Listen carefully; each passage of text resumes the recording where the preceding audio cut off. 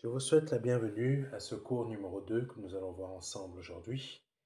Nous avons vu dernièrement le cours numéro 1 qui nous emmenait à comprendre c'est quoi le royaume, plutôt comment avoir le royaume de Dieu en nous. Donc, le cours numéro 2 que nous allons voir a pour objectif de nous emmener à comprendre ce que c'est que vivre de l'esprit. Vivre de l'esprit. Donc, nous allons voir aujourd'hui ce cours. Donc, je vous invite à préparer vos notes pour les versets et vos questions, si vous souhaitez me les poser après. Donc, nous allons voir aujourd'hui ce cours. Mais avant de pouvoir commencer, nous allons nous remettre entre les mains du Saint-Esprit afin qu'il puisse nous aider à comprendre ce qu'il veut nous dire par vivre de l'esprit dans ce cours numéro 2 pour devenir un disciple efficace. Pour devenir un disciple efficace. Donc, nous allons voir ensemble cela, mais pour le moment, nous allons prier en langue et nous laisser conduire par l'Esprit Saint. Kora baba baba kashidi kara baba baba kashidi kere baba baba kasudo koshinti. Ye baba baba baba kashidi kara baba kasundo kashinti. Ye baba baba kashidi bebe kashidi kosunto. Ye baba baba kashidi kosudo koro baba kashinti. Ye baba baba kashidi doro sudo koro kosunto. Ye baba baba kashidi ke bebe kashidi kosunto. Ye baba baba kashidi bebe kashidi kosunto. Ye baba baba kashidi ke bebe kashidi kosunto. Saint-Esprit, merci de nous conduire et de nous diriger durant ce moment de cours. Durant ce moment de cours, explique-nous, dirige-nous, instruis-nous, aide-nous à comprendre ce que tu veux nous dire par vivre de l'Esprit. Aide-nous à comprendre, aide-nous à comprendre. Aide-nous à comprendre, s'il te plaît. Kora baba bakashi de kosunto. Ye baba baba kashi de kebebe kashinti. Ye baba baba kashi de kebaba kasodo kashinti. Ye baba baba kashi de karababa kasunto. Ye baba baba kashi de karababa kasunto. Ye baba baba kashi de kerebaba kasunto. Ye baba baba kashi de karakasodo kashinti. Ye baba baba kashi de koroba kasunto.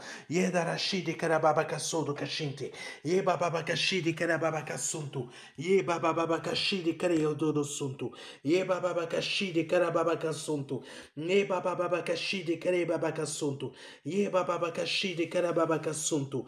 Oh Jésus, merci de nous éclairer. Merci de nous éclairer.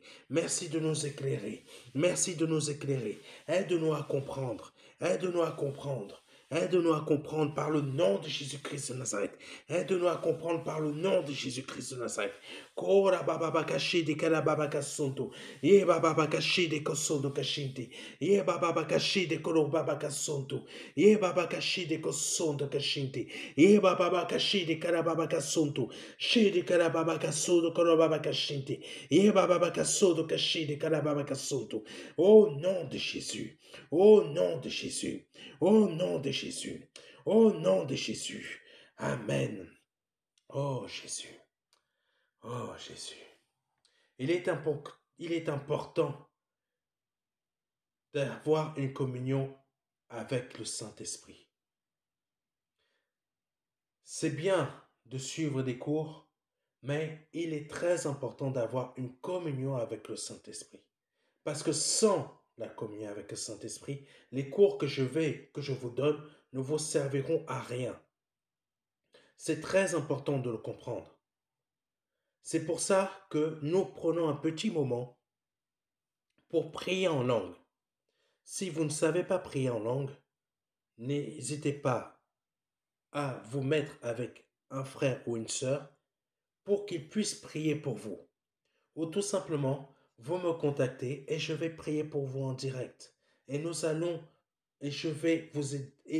prier en langue en direct. Mais le mieux, c'est de se mettre avec quelques frères et sœurs et de commencer. Ils prient pour vous et vous commencez et ils vont continuer et eux, ils vont prier en langue en invoquant l'Esprit Saint sur vous pour que vous puissiez être baptisés du Saint-Esprit. Amen. Donc continuons à prendre un petit temps, vraiment, pour que ce cours soit efficace dans votre vie. Au nom de Jésus-Christ. Et afin que vous ayez un cœur ouvert et disponible à ce cours. À ce que le Saint-Esprit va nous dire dans ce cours qui s'intitule Vivre de l'Esprit. Au nom de Jésus-Christ. Kora baba baka shede karababa kasonto. Ye baba baba kashede karababa kasonto. Ye baba baba kashede karababa kasodo kashente. Ye baba baba kashede karababa kasonto. Ye baba baba kashede karababa kasodo kashente. Ye baba baba kashede karababa kasonto. Ye baba baba kashede karababa kasonto. Ye baba baba kashede karababa kasonto. Ye baba baba kashede karababa kasonto. Ye shende karababa kasodo kashente. Ye kora baba baba baba kashide kosonto. Yo baba baba kashide karababa kasonto. Yo baba baba kashide karababa kasonto. Ye baba baba kashide karababa kasonto. Ye baba baba kashide kosonto. Au nom de Jésus. Au nom de Jésus-Christ. Amen.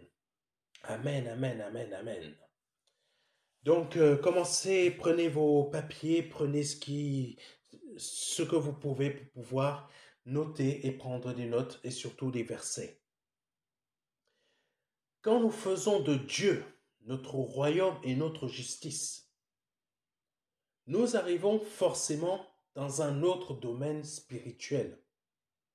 Il faut comprendre que vivre de l'esprit, c'est comme vivre dans notre chair, mais sauf que c'est dans un autre domaine.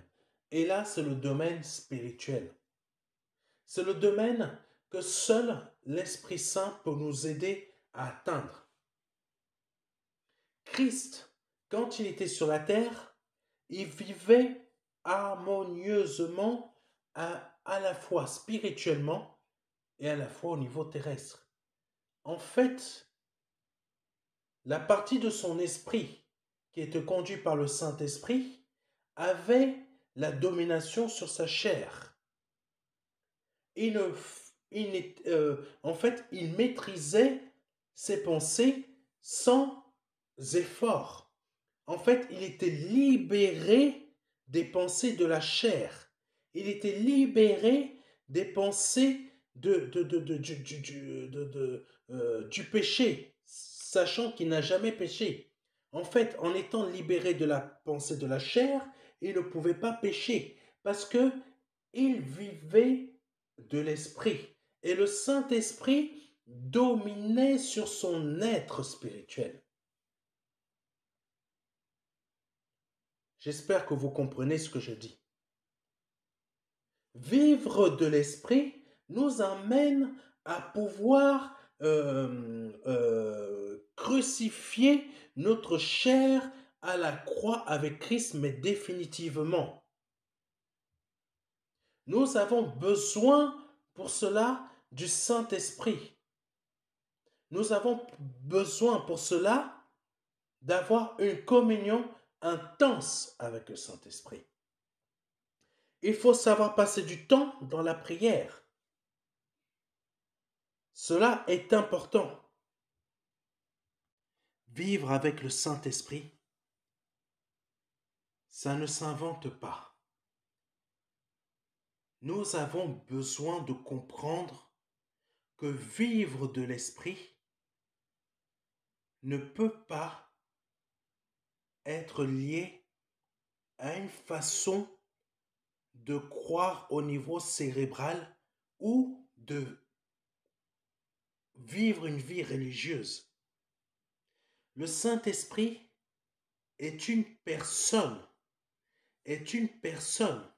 C'est l'Esprit de Dieu qui a été envoyé sur terre pour que l'on ne se sente pas seul. C'est le consolateur. C'est celui qui va chercher ce qui est en Christ et qui nous l'apporte en nous. Donc, vivre de l'Esprit comme Christ a vécu, nous avons besoin du Saint-Esprit pour qu'il aille chercher ce qui est de Christ et qu'il nous le donne et qu'il le mette en nous. Nous avons besoin d'une relation spirituelle et intense avec le Saint-Esprit. Nous ne pouvons pas nous dire je suis chrétien et je vis de l'Esprit. C'est faux. Celui qui vit de l'Esprit, c'est celui qui, sachant qu'il a un corps humain, qu'il habite une chair, il a besoin d'être constamment et d'avoir constamment une relation personnelle mais intime avec le Saint-Esprit.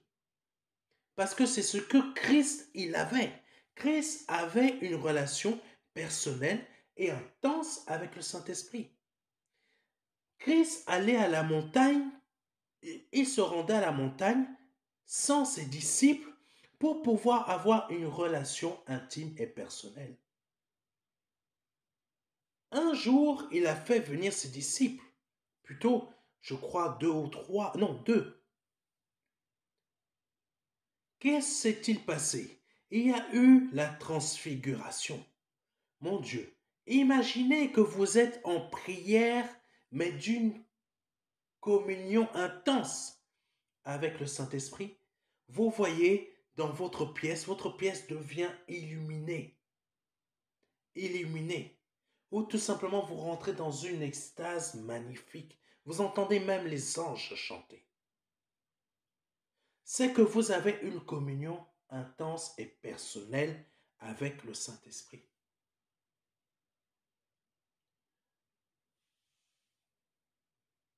Oh, comprenez bien ce que je dis.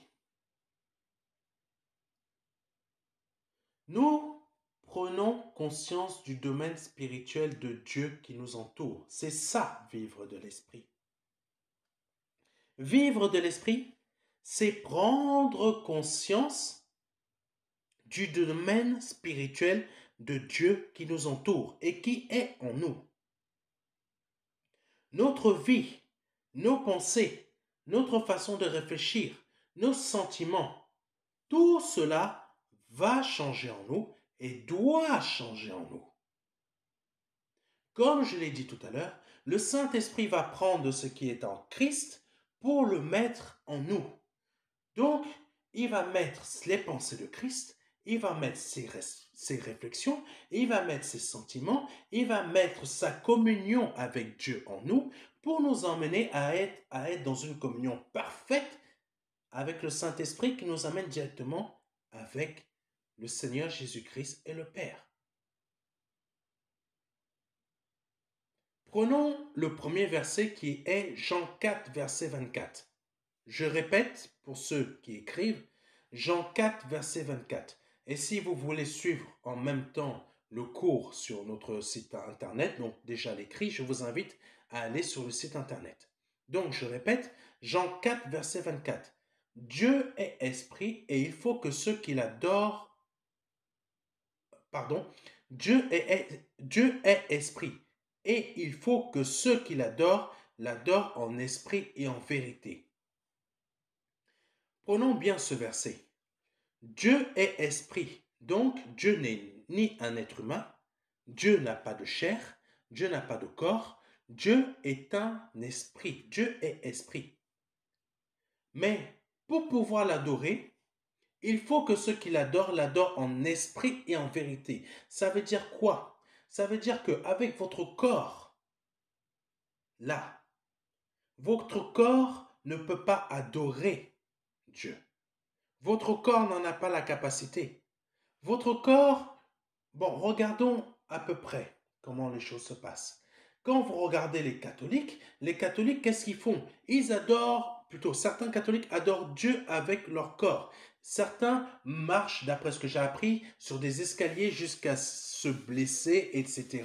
D'autres vont se faire crucifier, d'autres vont se fouetter, mais il y a tellement de choses. C'est pas ça, ils adorent avec leur corps, mais ils n'ont pas compris la chose. Comme certains chrétiens évangéliques qui vont croire que servir à gauche et à droite, ça va apporter une adoration à Dieu. Ce n'est pas ça.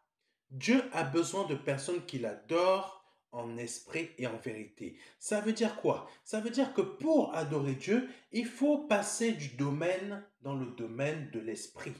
Qui est quoi? Qui est d'avoir une communion particulière et spécifique avec Dieu. Savoir passer du temps avec Dieu. Il est marqué dans la parole de Dieu qu'il faut rester constant. Il faut constamment rester en prière. Mais comment rester constamment en prière quand on travaille, quand on fait la vaisselle, quand on a une vie de famille, etc. ou que l'on doit s'occuper de certaines activités? C'est assez simple. Comment rester constamment en prière? Vous êtes en train de travailler, imaginons, vous travaillez, mais dans votre tête, dans vos pensées. Au lieu que vos pensées vagabondent à gauche, à droite, commencez à prier en langue dans vos pensées. Commencez à prier en langue dans vos pensées. Vous êtes en train de faire des choses à votre travail, pensez dans vos pensées, au lieu de penser des choses à gauche, des choses à droite, commencez à faire cette prière, commencez à prier en langue dans vos pensées.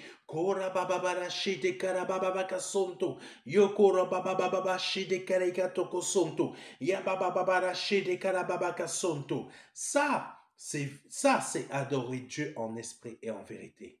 Ça, c'est quand vous êtes en activité. Au lieu de laisser vos pensées vagabonder à gauche et à droite. Vous prenez même 5 minutes par là, 5 minutes par ici, 5 minutes, voilà. Vous êtes en prière, vous êtes en communion avec le Saint-Esprit. Mais quand vous avez du temps libre, prenez un moment pour adorer votre Dieu en esprit et en vérité. Ça veut dire quoi? Vous passez du temps à prier en langue aussi. Vous passez du temps à prier en langue aussi.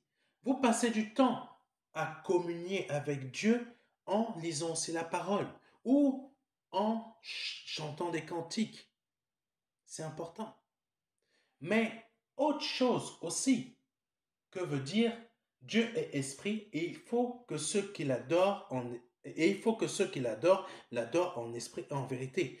Pour comprendre aussi ce verset, il faut pouvoir regarder la vie de Christ en long et en large. Quand Christ marchait sur la terre, il était constamment en train d'adorer Dieu. Vous me direz, mais comment?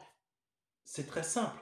Il faisait l'œuvre de Dieu. Ce que Dieu lui a demandé de faire, il le faisait constamment. Il évangélisait, il parlait de Dieu à qui il pouvait, il parlait de Dieu au maximum à ceux qui voulaient l'entendre, mais il manifestait aussi la puissance du Saint-Esprit par des miracles et des prodiges. Ça, c'est ceux qui l'adorent aussi en esprit et en vérité. Vous ne verrez jamais une seule fois dans la vie de Christ un écart de conduite. Pourquoi? Parce que à la fois Christ, qui était humain, Christ était aussi esprit. Son esprit avait le dessus sur son côté humain. Son esprit l'emmenait à chaque instant à vouloir accomplir les œuvres de son Père. Donc ça veut dire que vivre de l'esprit et adorer Dieu en esprit, c'est vouloir constamment faire les œuvres de son Père céleste. Prenons un exemple. Vous êtes à votre travail. Si vous n'avez aucun désir de parler de Christ ou de Dieu à vos collègues de travail, c'est qu'il y a un problème, vous ne vivez pas de l'esprit. Vous ne vivez pas de l'esprit, mais vous vivez de la chair parce que tout simplement vous avez peur de ce que vos collègues ou vos amis vont penser de vous. Tandis que si vous vivez de l'esprit, votre esprit va vous pousser à aller parler de Dieu et de Christ à vos collègues ou vos amis. C'est ce que Christ avait en lui. Nous sommes des êtres faits de chair, de sang et d'os, mais Dieu n'est pas du tout comme nous. Il faut le comprendre. Dieu n'est pas fait de chair, ni d'os, ni de sang.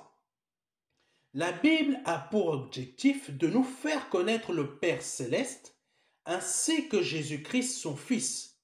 Mais pas que cela.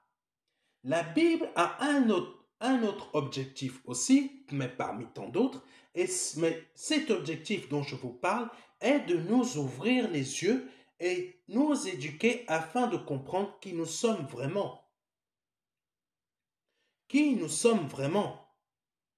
Mis à part que nous avons un corps, vous pouvez regarder vos mains, vos pieds, ou vous voir dans un miroir, ça vous allez voir le corps. Mais l'esprit, vous ne le voyez pas. L'esprit, c'est la partie qui va concerner vos pensées ou vos façons d'agir avec ce corps que Dieu vous a donné. Que vous soyez un homme ou une femme. Que vous soyez un homme ou une femme. Vos réflexions doivent être les réflexions de Christ. Donc, les réflexions de Christ quand il était sur la terre, c'était quoi? C'était « je dois m'occuper des affaires de mon Père ». Je dois m'occuper des affaires de mon Père.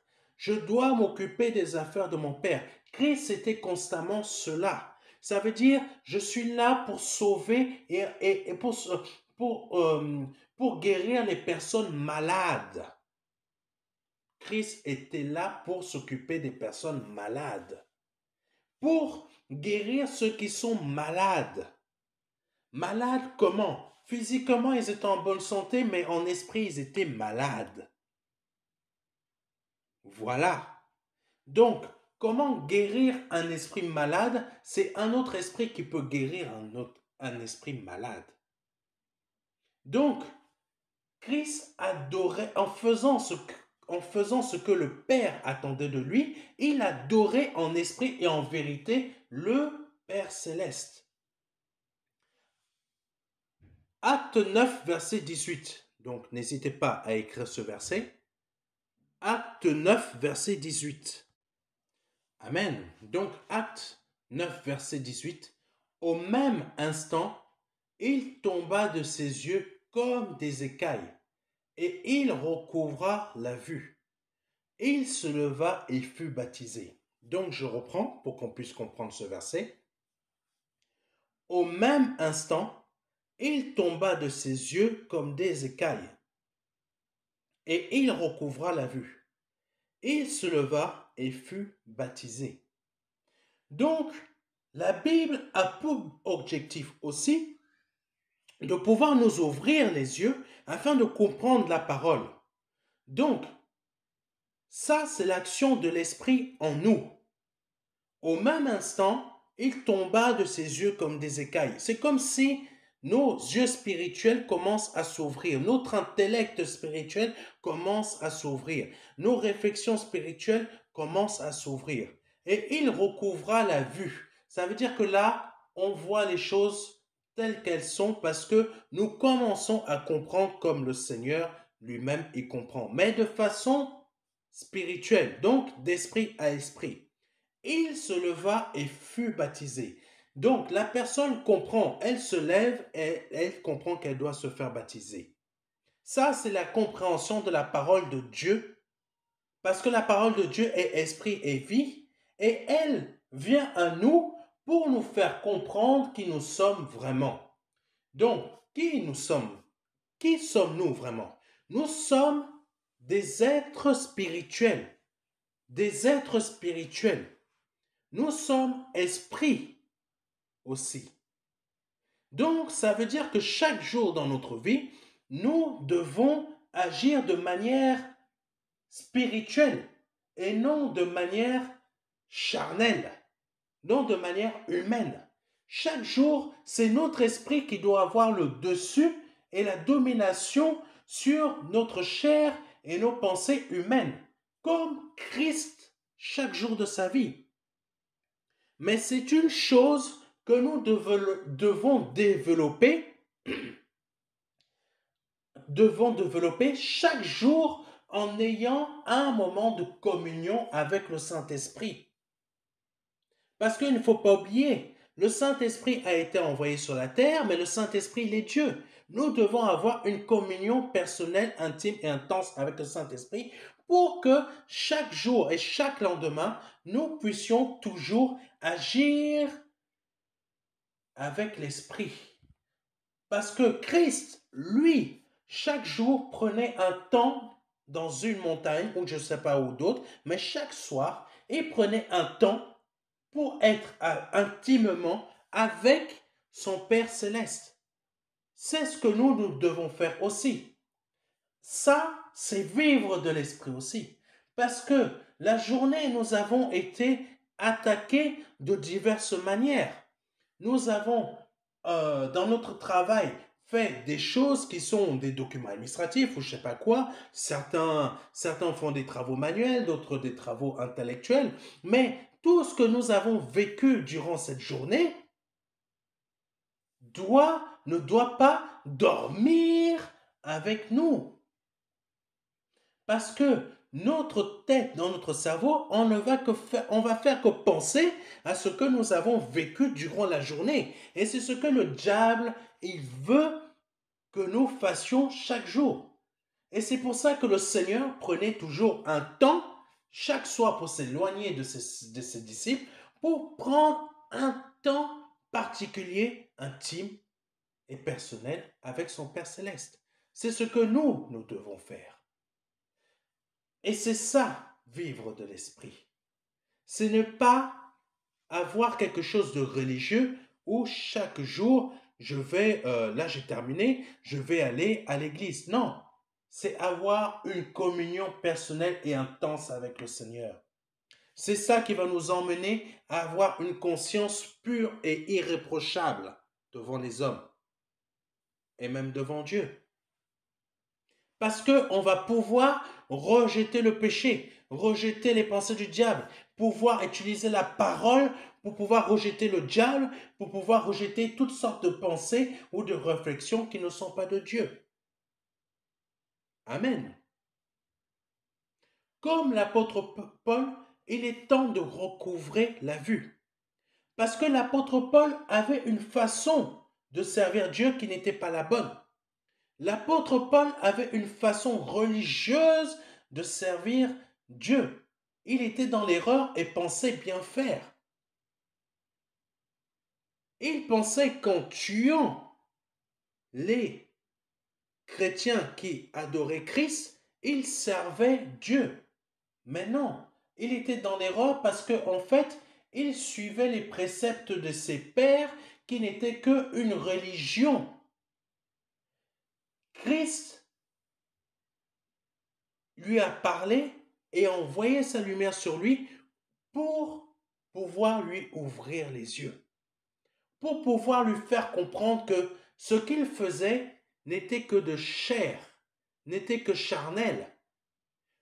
Oui, parce qu'il faut savoir que beaucoup d'entre nous pensent qu'en allant à l'église ou faisant telle chose ou faisant telle chose, se disant que je fais ça pour Dieu ou je fais ça comme ça, ils le font mal. Ils le font de manière religieuse. Ils ne le font pas de la manière que Christ l'aurait fait. C'est-à-dire que Christ, lui, quand il s'occupait des œuvres de son Père, il le faisait avec son esprit. Il le faisait de manière que c'est vraiment un engagement vivant, un engagement. Il était engagé dans une cause qui était vitale. Qui était vitale. Mais beaucoup vont dans l'église pensant servir Dieu, mais ils le servent de manière cérébrale ou religieuse parce qu'ils doivent le faire. Non, Christ ne le faisait pas parce qu'il devait le faire. Christ le faisait parce que s'il ne le faisait pas, les autres, les brebis égarées n'allaient pas être sauvées. C'était important. C'était une cause. Mais pour pouvoir accomplir cette cause, il fallait être, il fallait comprendre que il faut être esprit pour pouvoir plaire et adorer Dieu. Je ne sais pas si vous comprenez ce que je veux dire. Dans ce cours, nous allons voir ce que veut dire vivre de l'esprit. Vivre de l'esprit est un acte volontaire de notre part afin de devenir efficacement un avec le Père et le Fils par son Esprit Saint. Donc, dans chaque action de notre vie, nous devons les mener de façon spirituelle. Nous devons les mener de façon spirituelle. C'est-à-dire, je vais à mon travail, je prie en langue dans mon esprit ou je chante.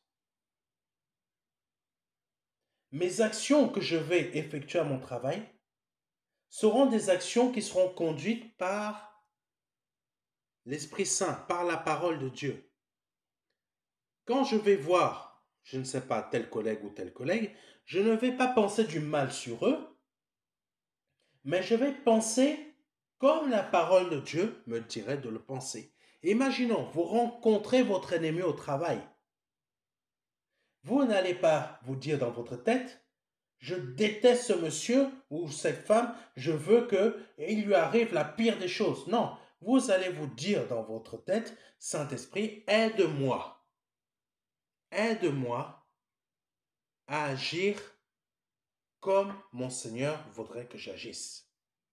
Vous allez prier dans votre esprit pour votre ennemi. Vous allez demander à ce que Christ le bénisse. Vous allez même le pardonner dans votre esprit pour tout ce que cet ennemi à votre travail vous a fait. Même si il vous a empêché d'obtenir une promotion. Ça, là, vous agissez avec l'esprit. Ça veut dire que votre esprit a pris la domination sur votre chair. Votre chair aurait voulu plutôt que vous l'insultiez dans votre tête. Mais Christ, mais vivre de l'esprit, adorer le Père en esprit, c'est agir selon la parole de Christ. Amen. Continuons. Comment savoir que nous vivons de l'esprit et non de la chair? C'est assez simple. Prenons le verset suivant pour comprendre. Je vous invite à noter Matthieu 14, versets 25 à 30. Je répète, Matthieu 14, versets 25 à 30. À la 4e veille de la nuit, Jésus alla vers eux, marchant sur la mer. Quand les disciples le virent marcher sur la mer, ils furent troublés et dirent c'est un fantôme. Et dans leur frayeur, ils poussèrent des cris. Jésus leur dit aussitôt, rassurez-vous, c'est moi, n'ayez pas peur. Pierre lui répondit, Seigneur, si c'est toi, ordonne que j'aille vers toi sur les eaux. Et il dit, viens. Pierre sortit de la barque et marcha sur les eaux pour aller vers Jésus. Mais voyant que le vent était fort, il eut peur. Et comme il commençait à enfoncer, il s'écria, Seigneur, sauve-moi! Dans ce verset de Matthieu 14, versets 25 à 30, on a plusieurs choses, mais je ne vais pas m'attarder sur tout. Mais je vais prendre les plus importants. Il faut savoir que vivre de l'esprit nous emmène à vivre de façon surnaturelle. Oui, il faut bien comprendre cela. Vivre de l'esprit va vous emmener à vivre de façon surnaturelle. Ce que nous venons de lire, que le Seigneur a fait en marchant sur la mer, c'est un acte surnaturel, mais qui ne peut que se produire que quand on vit avec l'esprit. L'esprit prend le dessus sur la chair pour que la chair puisse avoir un acte surnaturel. Il est impossible à un être humain de pouvoir marcher sur l'eau. Quand on est dans l'eau, soit on nage, soit on se noie, soit on est sur un bateau, soit on fait du ski ou je ne sais pas quoi, ski nautique. Mais on ne marche pas sur l'eau. Mais Christ l'a fait. Pourquoi? Parce qu'il il avait une vie avec l'esprit. Et l'esprit avait quoi sur lui? Des actions surnaturelles qu'il faisait qu'il marchait sur l'eau, qu'il chassait les démons, qu'il guérissait les malades ou quoi que ce soit d'autre, qui faisait que même quand il priait le Père, il y avait la multiplication des pains. Ça ne vous parle pas ça? Le Père, il a dit, celui qui m'adore, m'adore en esprit. Christ, il a prié le Père, il y a eu la multiplication des pains. Pourquoi? Parce que entre Christ et le Père, il y avait une vie, il y avait une communication en esprit. Christ vivait en esprit et il était en lien avec le Père. C'est ce qui s'est produit là quand il a marché sur la mer. Ne pensez pas que vivre de l'esprit, c'est juste une façon de penser. C'est une vie totale qui nous emmène à faire des actes surnaturels.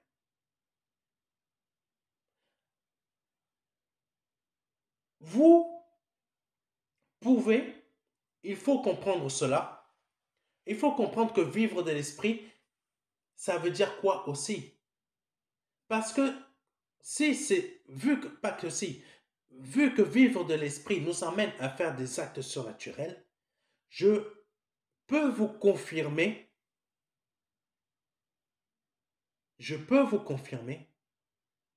que même si vous n'avez pas d'argent pour vous payer quoi que ce soit pour manger, mais parce que vous avez une vie en esprit,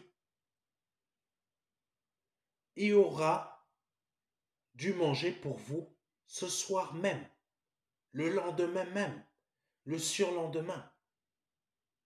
Et même s'il n'y a pas de travail là où vous êtes, Dieu va s'occuper de pourvoir surnaturellement à vos besoins et il sera même capable et il va même vous créer un poste qui sera pour vous.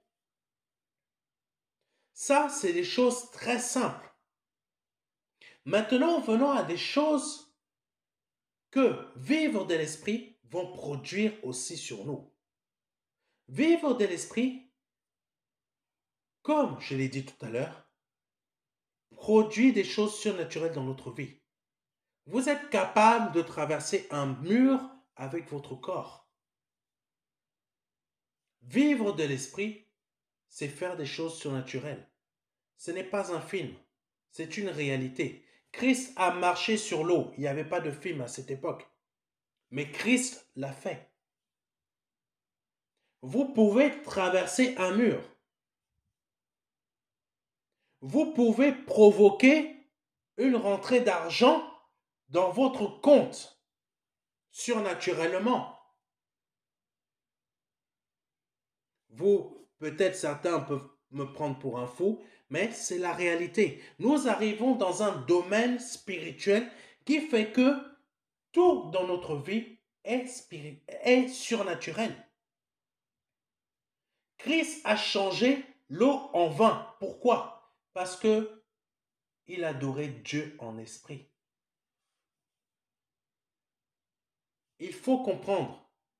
Là, nous arrivons dans un domaine spirituel que la plupart des chrétiens ici en France n'arrivent pas à atteindre. Il faut comprendre cela. Ce n'est pas de la sorcellerie, ce n'est pas... Non, non, non. C'est des choses bien réelles que Christ a accomplies par l'action du Saint-Esprit en lui. C'est des choses que vous aussi, vous pouvez accomplir par l'action du Saint-Esprit en vous. Mais il y a quelque chose qui vous bloque. Et c'est quoi? C'est la peur. C'est la peur qui vous bloque de pouvoir accomplir des choses surnaturelles qui vont vous faire peur à vous. Pourquoi Pierre s'est enfoncé? Parce qu'il a eu peur. Pourquoi Christ ne s'est pas enfoncé? Parce que Christ n'a pas eu peur. Pierre a eu peur. Il ne faut pas avoir peur, mais il faut vivre de l'esprit, avoir une communion intense qui va nous emmener, qui va plutôt emmener le Saint-Esprit en nous à faire des choses au travers de nous. Comprenez bien ce que je dis. C'est un cours vraiment qui nous amène dans un domaine spirituel que beaucoup ne vivent pas. Dans ce verset, nous voyons Jésus marcher sur des eaux démontées à cause du vent sans que cela n'ait d'effet sur son esprit. Vivre de l'esprit, cela veut dire aussi que rien à l'extérieur ne peut produire d'effets négatifs ou de peur.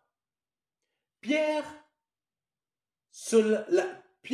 les effets de l'extérieur qui étaient, si on fait bien attention à ce qu'il est noté dans la parole, il a eu peur de tout ce qui se passait autour de lui. C'est-à-dire, voyant le vent qui était fort, il commençait à enfoncer. Imaginez ses pieds qui commençaient à rentrer dans l'eau, au lieu qu'il marchait au-dessus de l'eau. Mais quand il a vu la mer démonter, le vent qui était fort, Pierre a commencé à perdre soudainement cette foi, cette vie de l'esprit en lui qui a fait qu'il a commencé à s'enfoncer dans l'eau. Il a commencé à s'enfoncer dans l'eau. Il a eu la peur. Donc la vie de l'esprit a commencé à s'effacer, à sortir de lui. C'est pour ça que si on veut être comme Christ, on doit vivre en permanence avec l'Esprit Saint. On doit vivre en permanence avec l'Esprit de Dieu. Amen. Une personne qui vit de l'Esprit sera comme le Seigneur Jésus-Christ. Capable, mais là je vous parle de choses réelles, des choses qui vont se produire réellement dans leur vie. Ils seront capables de marcher sur des eaux démontées. Ils seront capables, là, de manière physique. Là, je vous parle de manière physique. Ils seront capables de marcher sur des eaux démontées. Ils seront capables de soulever une pierre qui pèse des tonnes juste avec une main. C'est des choses réelles. Je vous donne un rapide témoignage. Quand il y a eu des avions qui avaient, un avion qui avait frappé une des tours World Trade Center, si vous vous en souvenez, il y avait un enfant de Dieu dans une de ces tours. Quand l'avion a frappé une de ces tours, il y a eu du béton qui est tombé, qui a fermé la porte, qui l'a empêché de sortir. Il a prié avec intensement.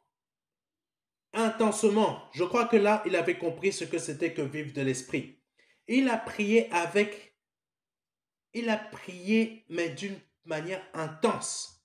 Il a invoqué le Saint-Esprit. Et il a frappé ce bloc de béton qui s'est brisé devant lui. Qui s'est brisé. C'est ce qui lui a permis de pouvoir prendre la porte et s'enfuir et descendre et échapper à la mort. Ça, c'est une réaction à sa vie de l'esprit qui a fait que le Saint-Esprit agisse de manière puissante.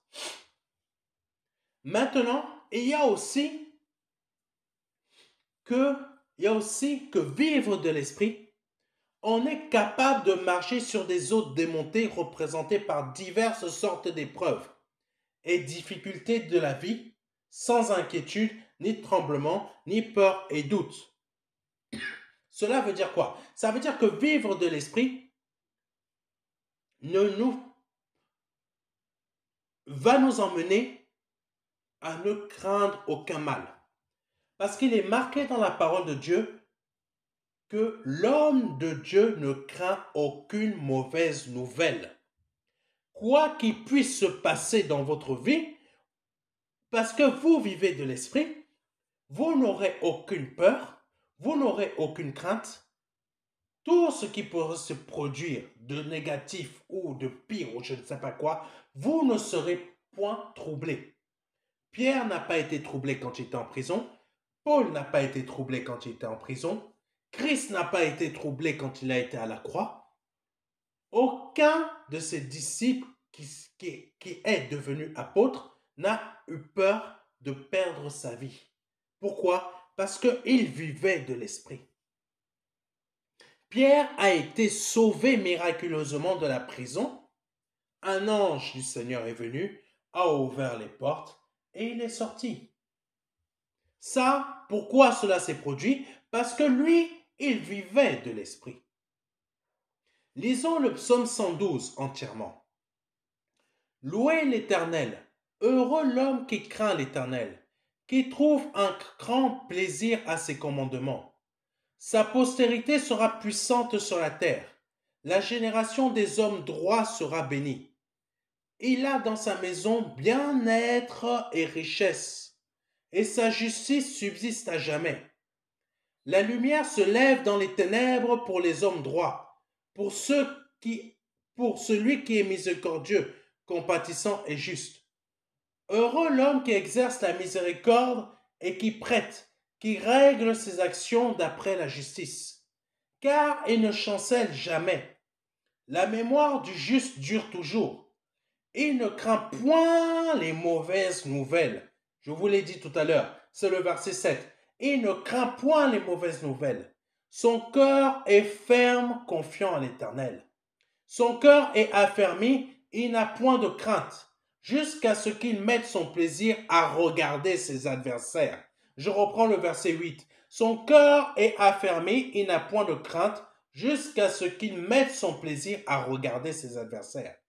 Il fait des largesses, il donne aux indigents. Sa justice subsiste à jamais. Sa tête s'élève avec gloire. Le méchant le voit et s'irrite. Il grince les dents et se consume. Les désirs des méchants périssent. Mon Dieu, ça, c'est quelqu'un qui vit de l'esprit. Ça, c'est une personne qui vit de l'esprit. Si vous voulez comprendre ce que c'est que vivre de l'esprit, lisez le psaume 112. C'est des actions qui se passent réellement. Dans ce psaume, il y a plusieurs points à retenir afin de vivre de l'esprit. Premier point, heureux l'homme qui craint l'Éternel, qui trouve un grand plaisir à ses commandements. Je répète pour ceux qui notent. Point 1. Heureux l'homme qui craint l'Éternel, qui trouve un grand plaisir à ses commandements. Point 2. La lumière se lève dans les ténèbres pour les hommes droits, pour celui qui est miséricordieux, compatissant et juste. Amen. Point 3. Heureux l'homme qui exerce la miséricorde et qui prête, qui règle ses actions d'après la justice, donc d'après la parole de Dieu. Ça, vivre de l'esprit, c'est on règle nos actions suivant la parole de Dieu. Si vous regardez bien, Christ a toujours réglé ses actions par rapport à la parole de Dieu, et quand il était prêt à remettre son esprit au Père, il a dit: Père, tout est accompli. Ça veut dire quoi? Ça veut dire que nous, pour vivre de l'esprit, il faut accomplir tout ce que la parole nous demande d'accomplir. Vous comprenez? C'est important à comprendre cela pour vivre de l'esprit. Donc, je reprends le point 3.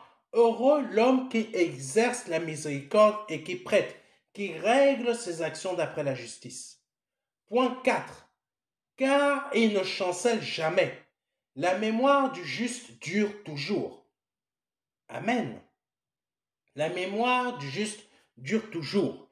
Donc, vous pouvez laisser une très bonne empreinte sur la terre, même quand vous serez plus de ce monde. Point 5. Et il ne craint point les mauvaises nouvelles. Son cœur est ferme, confiant en l'Éternel. Vous êtes inébranlable. Inébranlable. Celui qui vit de l'esprit est inébranlable. Même s'il perd un bras, même s'il perd un pied, il est inébranlable. Point 6. Son cœur est affermi. Il n'a point de crainte jusqu'à ce qu'il mette son plaisir à regarder ses adversaires. Oh mon Dieu, celui qui vit de l'esprit va voir ses adversaires qui seront son marchepied. Comprenez-moi bien. Comprenez-moi bien.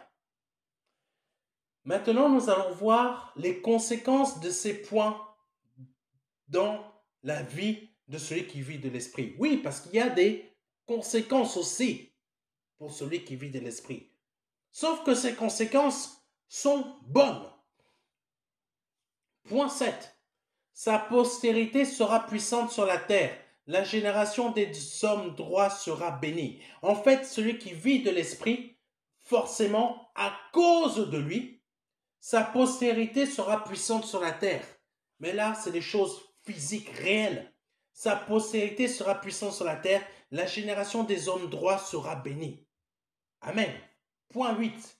Il a dans sa maison bien-être et richesse, et sa justice subsiste à jamais. Celui qui vit de l'esprit aura tout ce qu'il lui faut, matériellement, financièrement, social, amour, tout ce que vous voulez. Ça, c'est les conséquences. C'est la parole de Dieu qui le dit. Point 9. Il fait des largesses. Il donne aux indigents. Sa justice subsiste à jamais. Sa tête s'élève avec gloire. Amen. Point 10. Le méchant le voit et s'irrite. Il grince les dents et se consume. Il grince les dents et se consume. Les désirs des méchants périssent. Oh mon Dieu. Vous voyez, c'est des belles conséquences. Même le méchant, il s'irrite de ce qui ne peut rien vous faire. Il grince les dents et se consume. Il est en train de se détruire lui-même. Vous n'avez besoin de rien faire. Ça, c'est vivre de l'esprit. Et nous voyons cela dans ce qui s'est passé sur Judas. Judas est parti se détruire lui-même. Voilà les conséquences de celui qui vit de l'esprit. Vos ennemis qui sont à votre travail vont se détruire eux-mêmes. Vos ennemis qui sont à côté de chez vous vont se détruire eux-mêmes.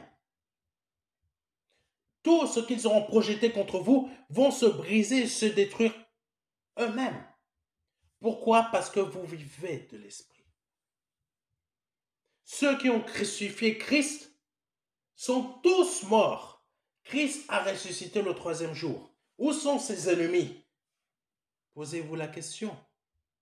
C'est vivre de l'esprit. Continuons. On peut comprendre le point 1 dans le sens suivant. La sagesse commence par la crainte de l'Éternel. Mais pour la voir, il faut lire la parole. Et le sage aime passer du temps en la présence de Dieu. Comprenez bien ce que je dis. Je reprends. La sagesse commence par la crainte de l'Éternel, mais pour l'avoir, il faut lire la parole, passer du temps avec la parole. Et le sage aime passer du temps en la présence de Dieu. Amen. Le point 2 peut se comprendre dans le sens suivant. La lumière peut se comprendre comme la présence de Dieu ou sa grâce, et qu'il n'abandonne pas son enfant fidèle quand il passe par des moments difficiles, les ténèbres, les épreuves, ou etc., ou une maladie, je ne sais pas quoi, perte d'enfant, perte d'argent. Amen. Un enfant fidèle du Seigneur agit exactement comme lui. Miséricordieux et compatissant égale amour. Juste égale mise en pratique de la parole du Seigneur Jésus-Christ. Point 3. Il est à la ressemblance du point 2 avec une nuance qui est celle-ci. Mettre en pratique l'amour. Nos actions sont accomplies suivant ce que nous avons appris de la parole du Seigneur. Point 4. Le point 4 peut se comprendre dans le sens suivant. Je ne chancelle ni ne trébuche parce que mon esprit, mes pensées, mes désirs sont inspirés et fondés sur la parole. À chaque décision ou moment important de ma vie, je me souviens d'un verset de la parole qui correspond à ce que je dois faire. Exactement comme le Seigneur, quand il a été emmené en esprit pour être tenté par le diable, il a répondu au diable par la parole. Ça, c'est vivre de l'esprit. Nous, on doit être capable de pouvoir répondre au diable par la parole. Ou à des moments importants dans notre vie, on doit pouvoir confesser la parole par rapport à ce moment important, par rapport à ce moment précis. Le point 5 peut se comprendre dans le sens suivant. Le juste que je représente par un enfant fidèle du Seigneur est une personne qui lit la parole mais l'applique dans sa vie. On doit appliquer ce qu'on lit dans la parole de Dieu dans notre vie. Le fait de baser en Dieu sa confiance lui permet de surmonter tout échec, épreuve, difficulté, attaque, etc., sans avoir de crainte. Car celui qui aime Dieu n'a point de crainte en lui. Amen. Celui qui aime Dieu n'a point de crainte en lui. Ça veut dire que même s'il y a une difficulté importante dans votre vie, parce que vous aimez Dieu, vous n'avez point de crainte en lui. Ça, c'est vivre de l'esprit aussi. S'il n'y a pas de crainte, il n'y a ni peur, ni doute, ni inquiétude pour la simple raison suivante. Je sais que mon Dieu m'aime et qu'il ne me laissera jamais tomber. Regardez la vie de Christ. C'est exactement ça. Il y a eu plusieurs moments où il a failli être tué, mais non, il n'a jamais eu de peur, de crainte, de doute dans son cœur, parce qu'il vivait de l'esprit. Cela représente l'amour de Dieu pour nous, qui apporte la confiance, l'amour, la sérénité, la paix et une foi ferme en lui. Le point 6 va avec le point 5, car c'est une continuité, mais avec une nuance. Celui qui ne laisse pas son cœur rempli de doute et de peur, mais plutôt de confiance et fermeté dans la foi, aura la joie de voir ses adversaires ou ses épreuves tomber devant ses yeux, devant lui. Cela s'appelle quoi? La victoire. La victoire. Donc, vivre de l'esprit, ça veut dire aussi qu'on a la victoire dans chaque domaine de notre vie. On a la victoire dans chaque domaine de notre vie. Les points 7, 8, 9 et 10, ces points ne sont que des conséquences pour celle ou celui qui met en pratique les points 1 à 6. Vivre de l'esprit peut être réduit à ces rappels ci-dessous que je vais vous faire, des points que nous venons de voir. Point 1, crainte de l'Éternel et prendre plaisir à ses commandements, pour ceux qui veulent noter. Point 2, être un homme droit, miséricordieux, compatissant et juste. Ça, c'est le point 2. Point 3, exercer la miséricorde, prêter et régler ses actions d'après la justice. Point 4, ne chancelle jamais et la mémoire du juste dure toujours. Point 5, aucune crainte des mauvaises nouvelles, un cœur ferme et confiant en l'Éternel. Point 6, un cœur affermi qui n'a point de crainte, jusqu'à ce qu'il mette son plaisir à regarder ses adversaires. Amen. Amen. N'hésitez pas, si vous n'avez pas pu noter tous ces points, les écrits sont déjà disponibles sur le site. Prenez un temps pour méditer ce cours, car il est nécessaire de le comprendre et mettre en pratique avant d'aller beaucoup plus loin. Comprenez bien ce cours numéro 2, car vivre de l'esprit, c'est quelque chose d'intense, mais qu'il faut comprendre véritablement. Il n'y a rien de religieux dedans. Il n'y a rien de cérébral.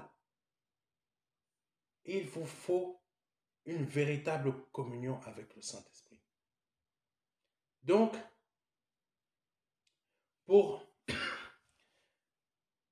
je ne vais pas être dur, mais vivre de l'esprit, c'est une longue marche. Une longue marche que vous n'allez pas pouvoir accomplir du jour au lendemain.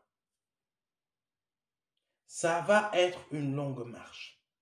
Donc, ce cours numéro 2, je vous invite à le revoir plusieurs fois, même quand vous allez passer par des difficultés.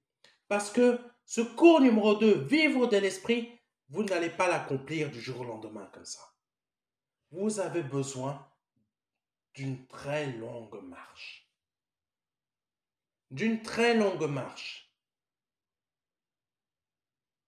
Et c'est pour ça que vous avez besoin d'un pasteur comme moi, comme le pasteur Serge, pour vous aider à comprendre et aller beaucoup plus loin. Que Dieu soit béni et je vous invite vraiment à prendre contact avec moi si vous avez des questions par rapport à ce cours. S'il y a des choses que vous n'avez pas pu comprendre. Que Dieu soit loué et soit béni et je vous remercie vraiment d'avoir suivi ce cours. Amen.